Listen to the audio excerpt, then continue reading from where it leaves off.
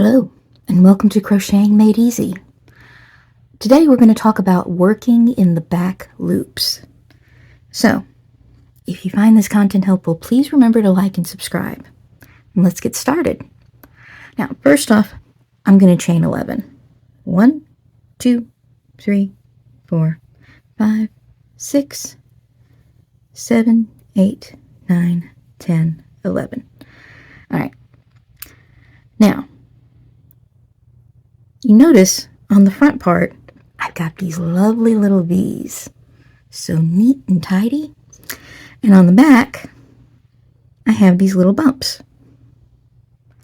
So when I work in the back loops on a chain, what I'm looking for are my bumps. And all I'm going to do is go in and go under my little bump and make my stitch, whatever that stitch is going to be. You just wiggle your hook under the bump.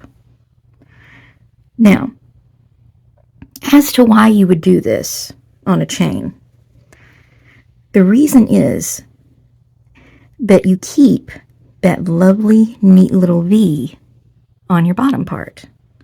So your bottom of whatever you're working on looks a lot neater. And if you have to go back and work through the bottom to make an edging, it actually becomes a bit simpler because you've got this row here that you can just work into on the bottom. All right, so let's get to the end thing because the foundational one, that very first stitch, can be a little tricky. So I'm going to show you how to do that. Almost there. As I tell my dogs, patience is a puppy virtue. It never works on them, but I tell them that anyway. All right, so here we go. On the last stitch here. Now, you notice from the front, got this, and my back loop is going to be right here, this bump. Not this one, this one. So, not back loop, is back loop. They're very small though, but that's okay. So the tricky part is getting it wedged under, like so.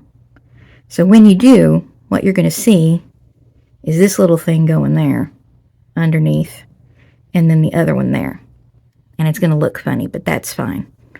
It is okay to look funny. All right, so now I've got my loops. All right, so let's talk about working in the back loop on a row. So I'm going to chain one, and I'm going to turn. Now, the front loop is this one on my V. So if I wanted to work through the front loop, I'd be doing these. But we're talking about back loops today. And if I wanted to work a normal stitch, I'd go in here.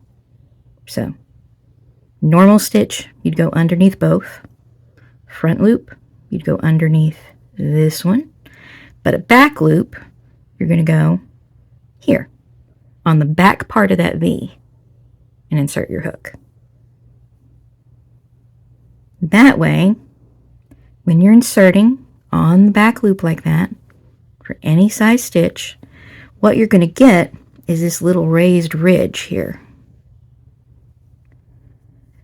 So, usually, if you're working in the back loops, it's because either you want that little raised ridge for looks, because let's face it, it's a cute little ridge, or you're going to be going into it later with a longer stitch. So you need that little shelf to work into. But just the same, the back loop is always going to be that back part of the V.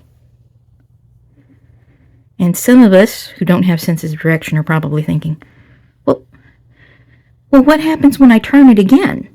Because it's the back part of that V, so is it the front part of the other V? And the answer is no. When you turn it again, your back loop is still going to be the back part of the V on the next row. So you're going to have a stitch here raised. So it doesn't matter if you turned it or if you've not turned it. It's the back part of the V on whatever row you're working on. Just to keep things straight. All right, so I hope that was helpful, and y'all have a lovely morning. Goodbye.